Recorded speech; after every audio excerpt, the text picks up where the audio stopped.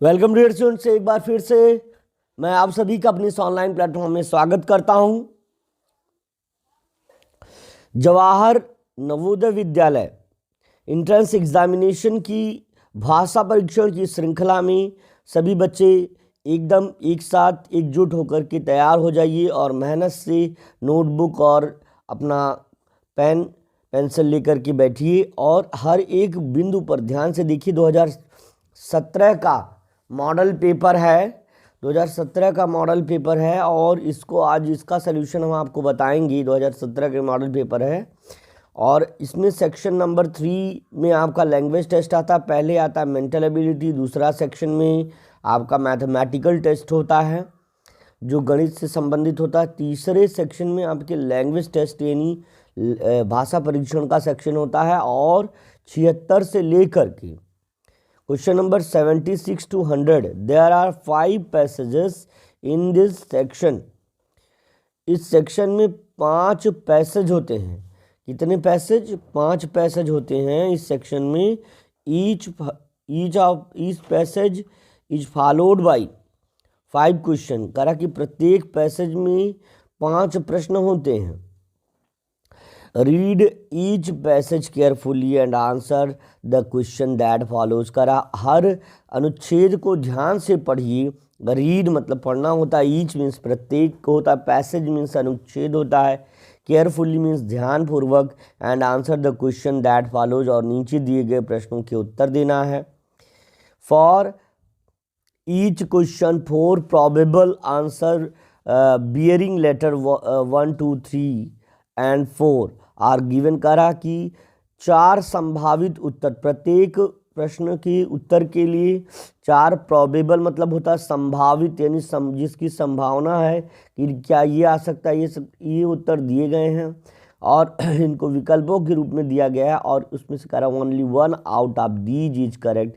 इनमें से केवल एक ही सही है। You have to choose the correct answer, indicate your correct response. करा अपने सही उत्तर को व्यक्त करने के लिए आपको क्या करना? You have to choose the correct answer, आपको सही विकल्प को चुनना है।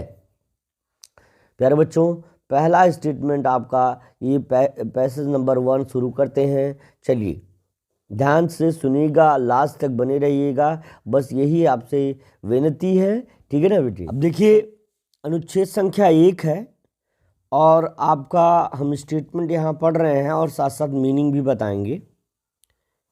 अनुच्छेद संख्या 1 लिखा है,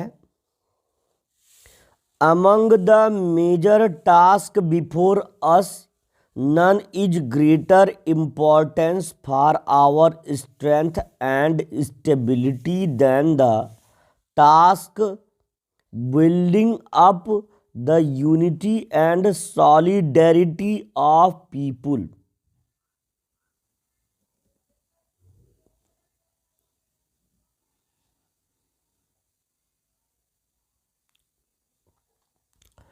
तो कहने का मतलब क्या है कि एमंग द मेजर टास्क है ना, थोड़ा सा इसको हटा लें तब बताएं आपको।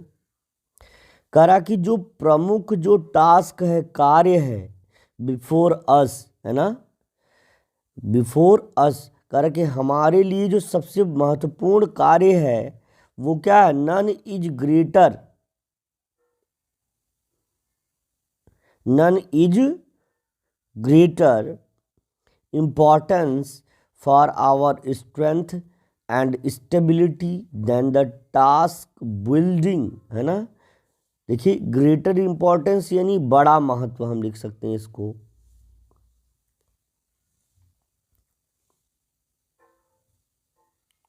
बड़ा महत्व हो जाएगा, ठीक है, बड़ा महत्व हो जाएगा। और उसके बाद कह रहा है स्ट्रेंथ एंड स्टेबिलिटी। स्ट्रेंथ का मतलब होता है हमारी ताकत,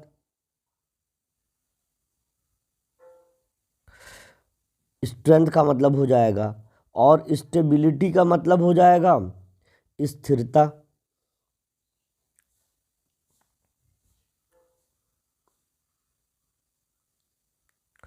स्थिरता हो जाएगी, ठीक है। कह रहा है कि हाँ, और यूनिटी का मतलब हो जाएगा एकता, और सॉलिडेरिटी का मतलब हो जाएगा एकजुटता, एकजुटता।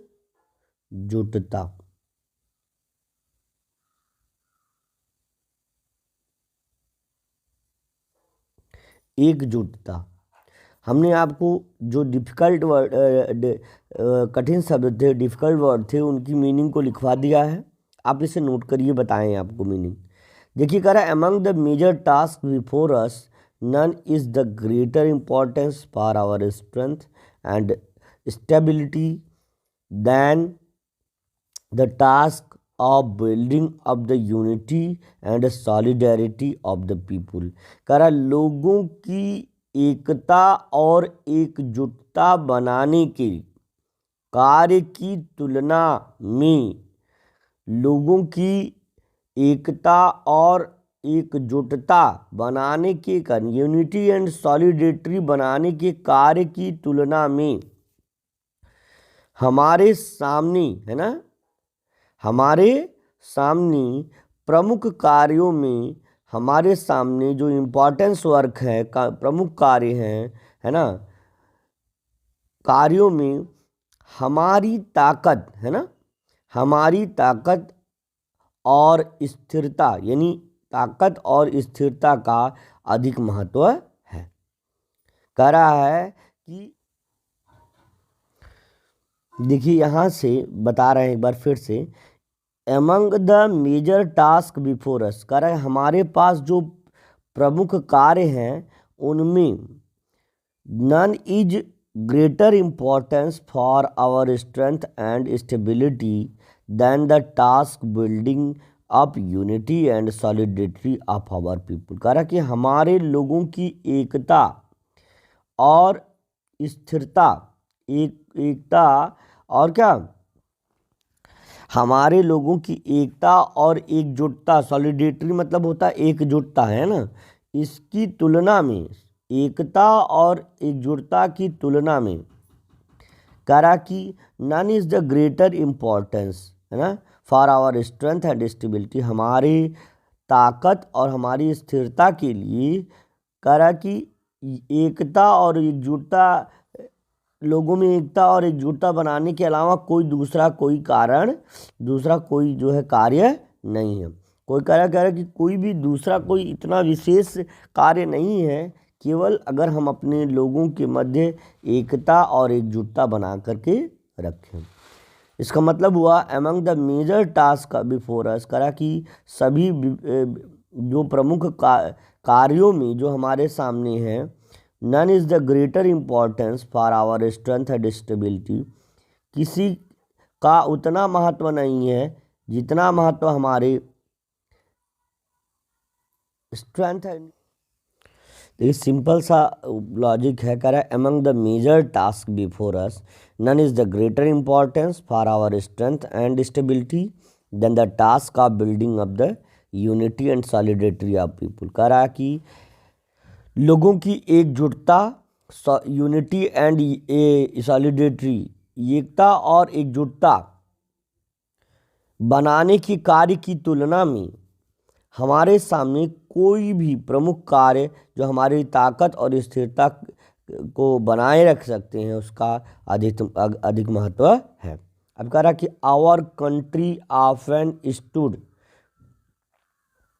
कह रहा कि ध्यान से सुनिएगा, our country often stood like a solid rock in the face of common danger and there is a deep underlying unity which run like a golden thread through all our seeming diversity।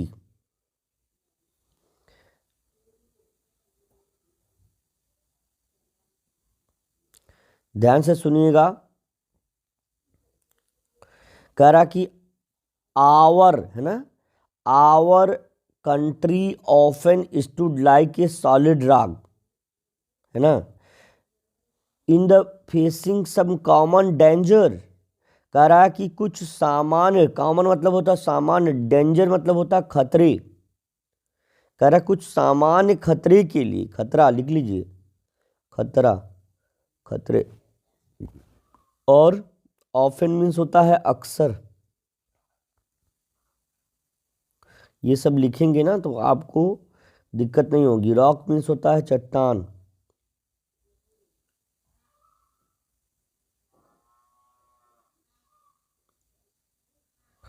चट्टान हो जाएगा।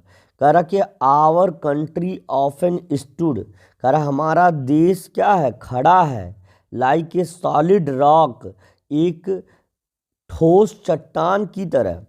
Our country often stood, हमारा देश खड़ा है ना, अक्सर हमारा देश ऐसे सॉलिड रॉक यानी कठोर चट्टान की तरह खड़ा है, to in the face of common danger,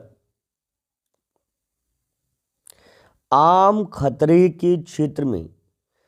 and there is a deep underlying unity, करा and there is a deep lying, there की कोई मीनिंग नहीं होगी, there is a deep underlying unity.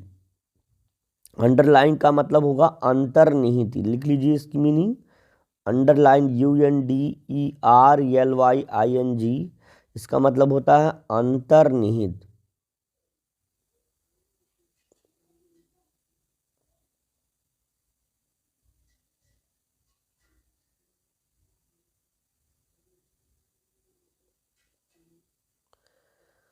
अंतर्निहित,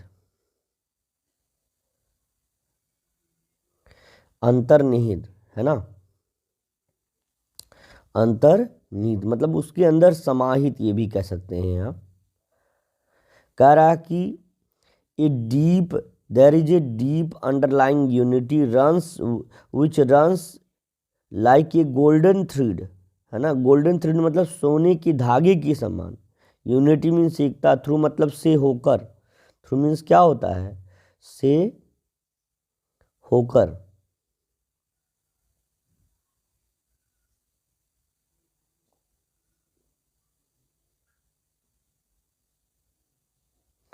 कह रहा और ध्यान से सुनिए, और एक गहरी अंतर, डीप मतलब होता है गहरी, अंडरलाइन मतलब होता है अंतर्निहित, यूनिटी मीन्स होता है एकता, है इज मीन्स होता है, विच रन्स जो क्या करती है, विच रन्स जो चलती है ना, लाइक ए गोल्डन थ्रेड एक सुनहरे, है ना, एक सुनहरे धागे की तरह, through all our seeming diversity, कह रहा है कि जो प्रतीत होने वाली सभी विविधताओं के मध्य चलती है। कह रहा कि हम भले ही डाइवर्स हैं, हम भले ही कपड़े के मामले में, बोली के मामले में, शिक्षा के मामले में, ऊंच नीच और छोटे बड़े के मामले में, ये सब डाइवर्जेंस हैं, बहुत सारी डाइवर्सिटी है, लोग ये कहते हैं। लेकिन हम लोगों के मध्य अगर राष्ट्र की बात आती है तो एक पतला सुनहला धागा, गहरा धागा है जो हम लोगों को एक साथ जोड़ता है। ठीक है ना प्यारे बच्चों, क्लियर है। आगे देखिए जरा क्या है, देयर है, ध्यान से समझिएगा। There have been occasions when unfortunate and disturbing division, some them accompanied violence, have appeared in our society. ध्यान से समझिएगा।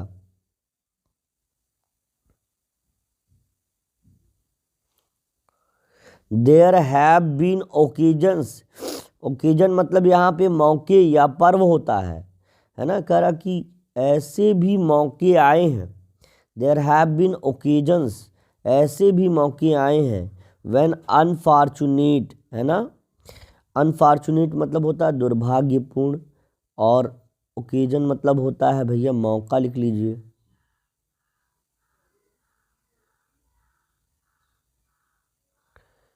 और अनफॉर्चुनेट मतलब होता है दुर्भाग्यपूर्ण।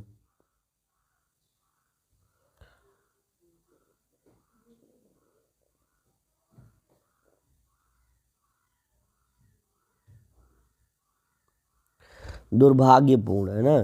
करा कि ऐसे कई मौके आए हैं, there have been occasions when unfortunate and disturbing division.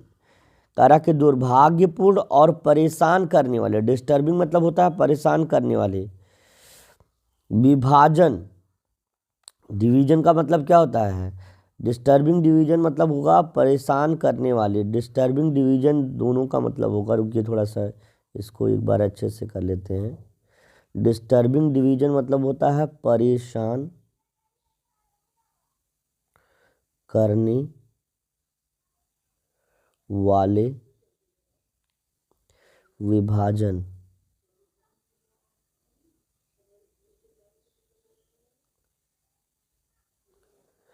करा परेशान करने वाले विभाजन।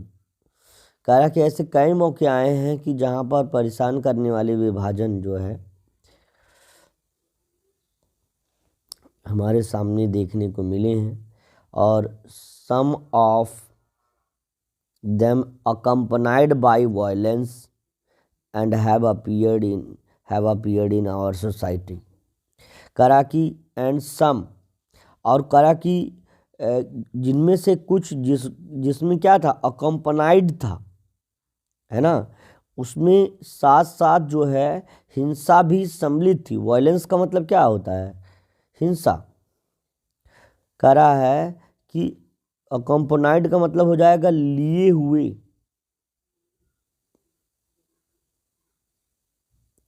और वायलेंस का मतलब होता है हिंसा, है खून खराबा जिसको कहते हैं। और अपीयर्ड मतलब दिखाई देता है, इन आवर सोसाइटी मतलब हमारे समाज में। करा कि कभी कभी ऐसा भी हुआ, दुर्भाग्यवश कभी कभी कुछ परेशान करने वाले विभाजन हुए हैं, और some of them अकम्पनाइड bye violence, और उनमें से कुछ जो है हिंसा के साथ साथ भी सामने आए हैं, और have appeared in our society हमारे समाज में जो है। करा देखिए ऐसे मौके आए हैं जब हमारे समाज में दुर्भाग्यपूर्ण और परेशान करने वाले विभाजन, है ना, डिस्टर्बिंग डिवीजन्स, है ना, और के साथ साथ हैं हिंसा भी सामने आई है, हिंसा भी सामने आई है। अपीयर्ड मतलब सामने आना, आना हो जाएगा इन आवर सोसाइटी हमारे समाज में।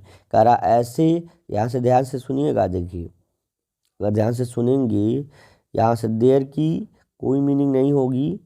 कह रहा कि देयर हैव बीन ओकेजन्स, कई ऐसे मौके आए हैं, व्हेन अनफॉर्चुनेट जहाँ दुर्भाग्यपूर्ण और परेशान करने वाले विभाजन के साथ साथ, है ना, some of accompanied by violence have appeared in our society, जब हमारे समाज में कई जो है हिंसा को लिए हुए जो है चीज़ें भी सामने आई हैं। अब आगे देखिए,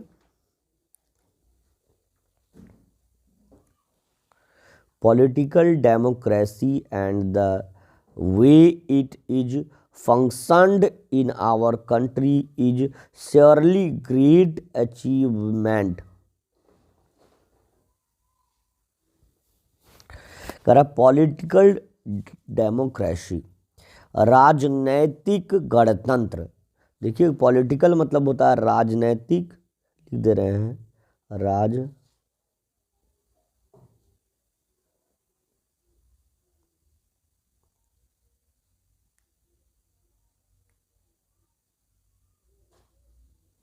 राजनैतिक गणतंत्र। करा कि राजनैतिक गणतंत्र, political democracy and the way, and political democracy and the way it has functioned in our society is surely great achievement। कह रहा है कि पॉलिटिकल डेमोक्रेसी यानी राजनैतिक गणतंत्र, and the way it functioned, और वह तरीका जिस तरह यह कार्य करता है, एंड द वे मतलब तरीका होता है, इट हैज़ फंक्शन यह कार्य करता है, इन आवर कंट्री हमारे देश में श्योरली मतलब होता है निश्चित रूप से, एक ग्रेट अचीवमेंट, और एक क्या है, बड़ी उपलब्धि है। अचीवमेंट की मीनिंग लिख लो, फंक्शन मतलब लिख लो, और श्योरली मीन्स लिख लो, है ना। उपलब्धि होता है, अचीवमेंट होता है, उपलब्धि।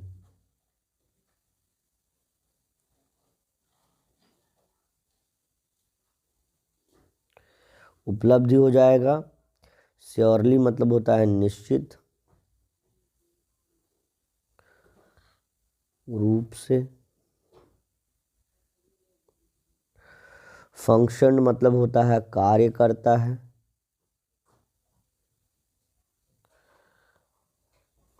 कार्य करता, कह रहा है कि राजनीतिक गणतंत्र और यह वो तरीका जिस तरह से ये कार्य करता है हमारे देश में, श्योरली मतलब होता है निश्चित रूप से, अ ग्रेट अचीवमेंट, एक बड़ी उपलब्धि है।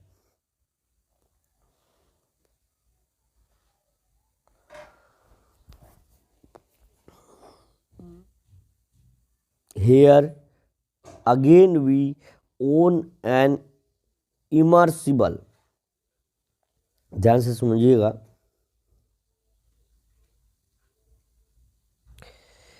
Here again we own an immeasurable debt to Sri Jawaharlal Nehru for his deep attachment to the democracy.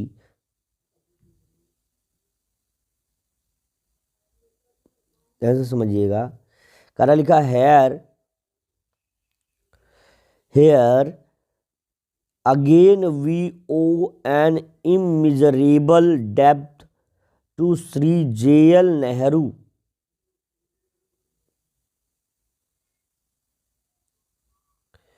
Here again we owe an immeasurable debt to Sri Jawaharlal Nehru for his deep attachment to democracy as a form of government and as a way of life.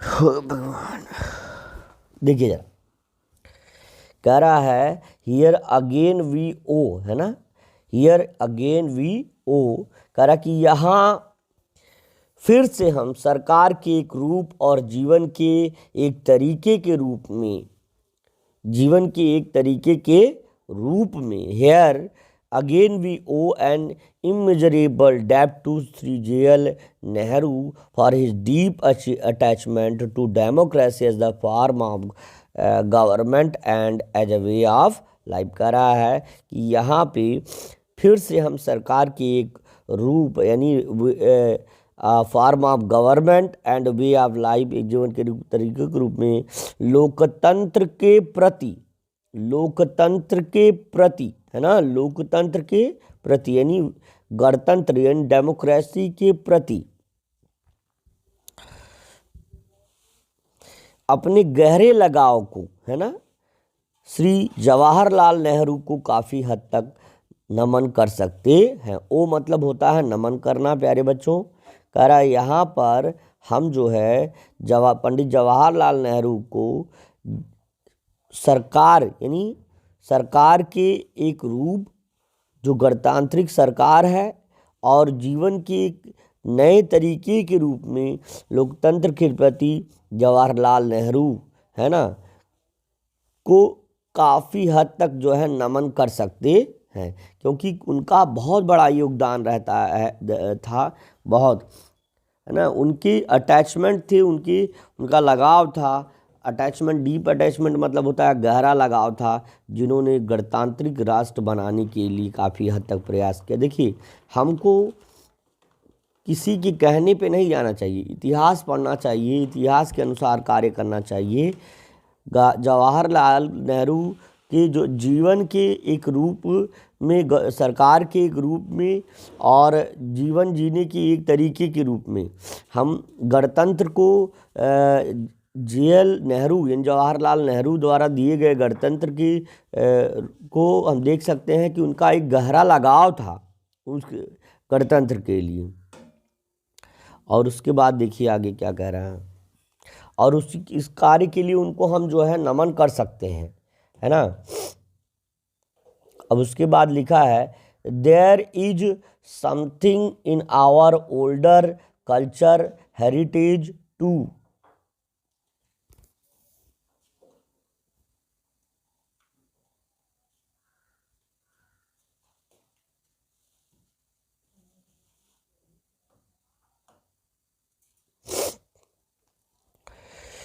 कर there is something in our older culture heritage too, करा कि इसमें कुछ ऐसा भी है जो हमारे ओल्डर यानी प्राचीन कल्चर मतलब होता है सांस्कृतिक, हेरिटेज मतलब विरासत, करा इसमें से देर की कोई मीनिंग नहीं होगी, करा कि कुछ तो हमारी पुरानी है ना सांस्कृतिक विरासत है भी है, करा कि इसमें कुछ जो है समथिंग मीन्स होता है कुछ, इन आवर है ना, आवर मीन्स हमारी, ओल्डर मीन्स पुरानी, कल्चरल मतलब सांस्कृतिक, संस्कृति,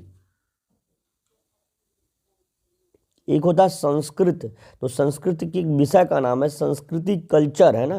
हेरिटेज मतलब होता है विरासत,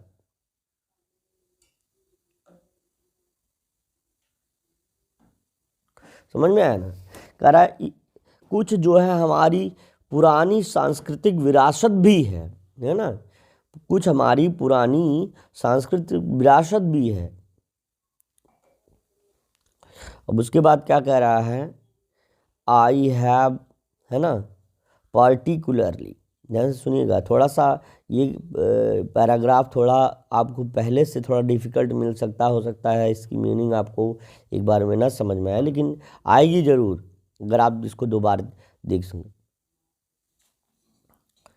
देखिए ध्यान से, लिखा I have particularly in view that enduring strength in Indian life which can best be described as respect for human personality, लंबा लंबा स्टेटमेंट है। I have particularly in view that enduring strength in Indian life which can be best described as respect for human personality and spirit of tolerance।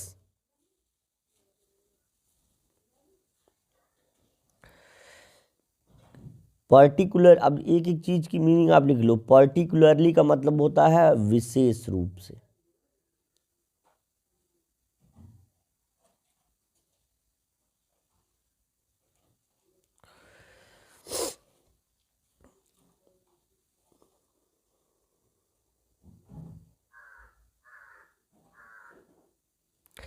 Enduring का मतलब होता है अस्थाई,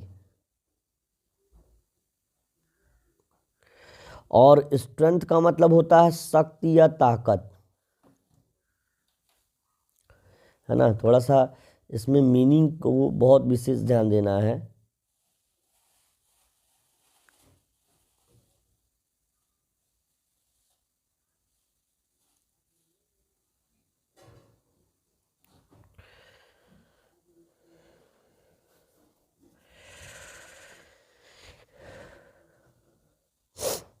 लिख लिए ना, इंड्यूरिंग स्ट्रेंथ, करा I have particularly in view, मैं विशेष रूप से, इन view that enduring strength in Indian life, उस अस्थाई शक्ति को यानी इंड्यूरिंग स्ट्रेंथ, अस्थाई शक्ति को विशेष रूप से ध्यान रखता हूँ, है ना।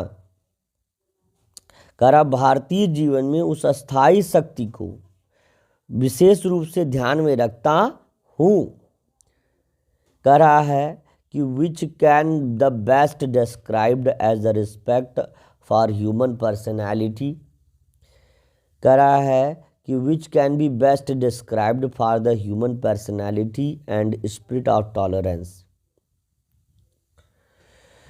जिसे मानव व्यक्तित्व, ह्यूमन पर्सनालिटी का मतलब होता है मानव व्यक्तित्व,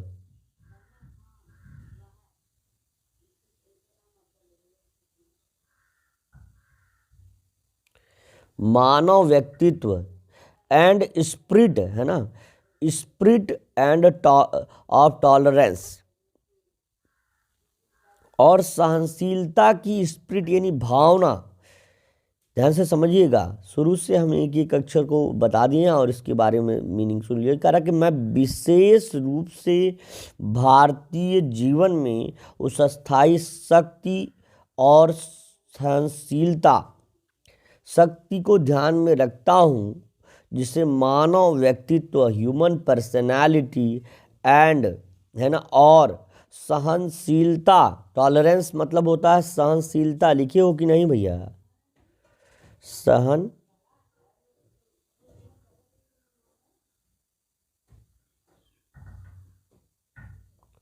सहनशीलता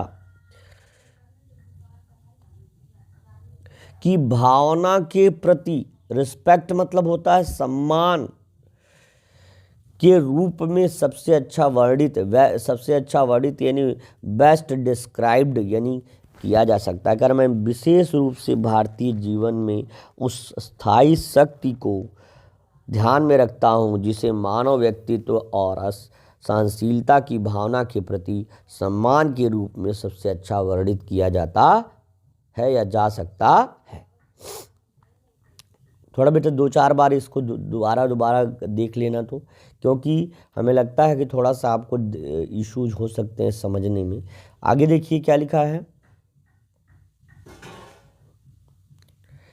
लिखा है I have no doubt in my mind that it is only by method of persuasion and mutual accommodation and by constant search for areas of agreement as the basic for action that democracy and work। बड़ा लंबा statement है।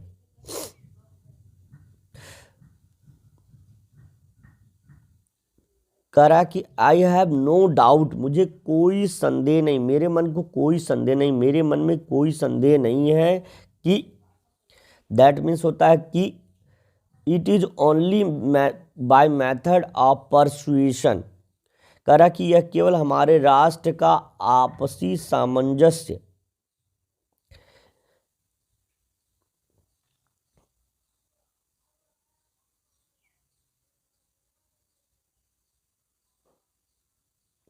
Mutual accommodation का मतलब होता है आपसी सामंजस्य,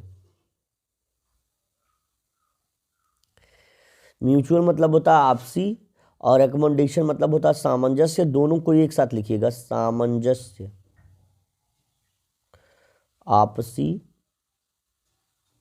सामंजस्य, म्यूचुअल एकोमोडेशन, आपसी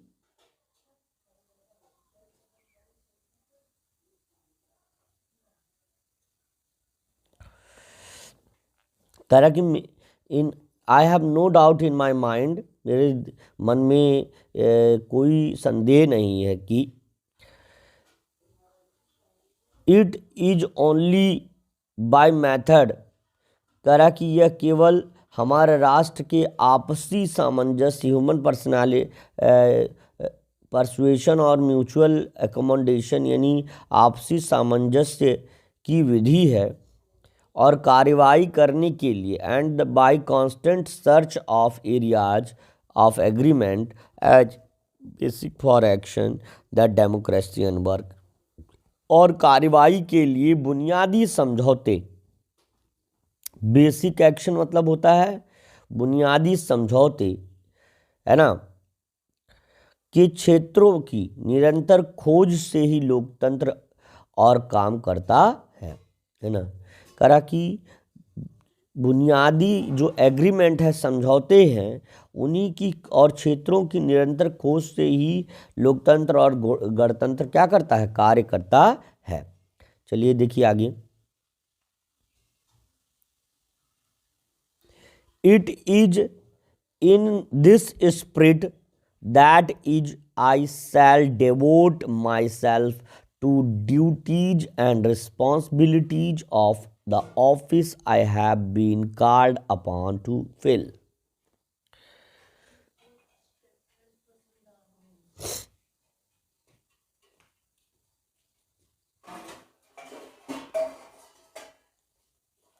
ध्यान से समझिए, कर it is in this spirit, कर इसी भावना से,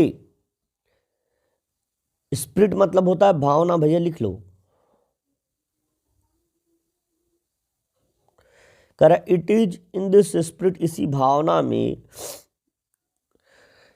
से मेरा प्रकोष्ठ कार्यालय के कर्तव्यों और उत्तरदायित्वों, रिस्पॉन्सिबिलिटीज का मतलब होता है उत्तरदायित्वों, कार्यालय ड्यूटीज मतलब होता है कर्तव्यों, है ना, के प्रति स्वयं को समर्पित, स्वयं को समर्पित करता है और मुझे भरने के लिए दिया गया है, मुझे इसको इसे भरने के लिए दिया गया है। कहा कि इसी भावना से, है ना, मैंने अपने कार्यालय के प्रति, अपनी जो इस कार्य जिम्मेदारी के प्रति अपने आप को इसी भावना से समर्पित किया है इस कार्यालय के प्रति, और मुझे इसको भरने के लिए कहा गया है। ठीक है ना। अब ज़्यादा विलंब ना करते हुए हम इसकी प्रश्नों पर चलते हैं, उसके बाद जो है आगे।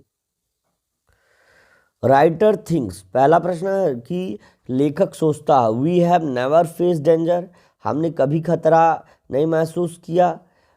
इन our country there is unity underlying diversity, तो यही आपका कथन सही हो जाएगा कि लेखक ये सोचता है कि हमारे देश में गहरी विविधता के अंदर एकता का भाव है। हमारे गहरी विविधता के अंदर जो है एक डीप डाइवर्सिटी, अंडरलाइन डाइवर्सिटी है, जो अंतर्निहित विविधता है, उसके अंदर भी एक जो है यूनिटी की भावना है, यही हम लेखक सोचता है। अगला है, देखिए, शुभ प्रश्न का उत्तर हमें सही लगेगा, उसके बाद हम आगे बढ़ जाएंगे। अन्य प्रश्न, अन्य ऑप्शंस को पढ़ने की हमको बहुत आवश्यकता नहीं है, लेकिन अगर आपको संदेह है तो आप पढ़ सकते हैं। जैसे देखिए अगला है, the author believed in the democracy can work if leaders are honest. कह रहा है कि लेखक के अनुसार गणतंत्र कार्य कर सकता है यदि नेता ईमानदार हो, इफ पीपुल पार्टिसिपेट, यदि लोग इसमें सम्मिलित हों, if method of persuasion and mutual adjustment, if method of persuasion and mutual adjustment are employed.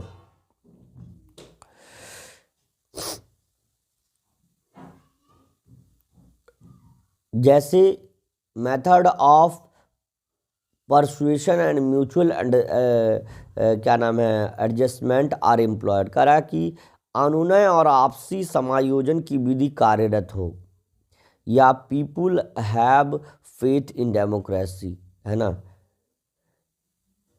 तो अगर डेमोक्रेसी कार्य कर रही है लोगों के हिसाब से, तो इफ़ पीपुल पार्टिसिपेट, नहीं, अगर ये जो if method of persuasion and mutual understanding are applied, अगर यह सिद्धांत कार्य कर गया कि लोगों का आपसी सामंजस्य बन गया, आपसी सामंजस्य, अगर आपसी सामंजस्य लोगों के बीच में स्थापित हो गया, है ना, और विनम्रता पूर्वक लोग एक साथ एक दूसरे के साथ रहने लगे और कोई समस्या नहीं हो रही है, तो वहाँ पर आपका लेखक के अनुसार यहाँ पर डेमोक्रेसी जो है अच्छे से लागू कर सकते हैं हम। व्हाट इज़ द परमानेंट, है ना, trend in Indian life, what is the permanent trend in Indian life. Trend का मतलब होता है प्रवृत्ति, है ना। कह रहा है कि what is the permanent trend in India life, Bharatiya Jeevan में क्या अस्थाई प्रवृत्ति है।